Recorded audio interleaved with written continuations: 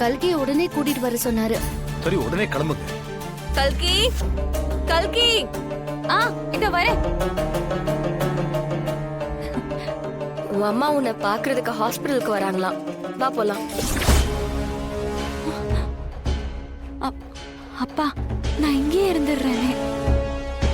இங்கதான் பாட்டி, நீங்க, அம்மா, அக்காங்க 2 பேரு, மாமா, அப்போ எல்லாருமே இருக்காங்க.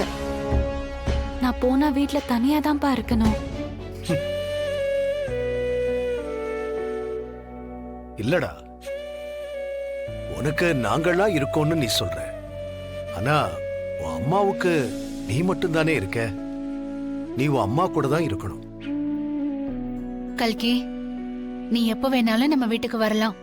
இப்ப நேரமாச்சுல்ல? மாயா, கிளம்புங்க. வா, கிளம்பு.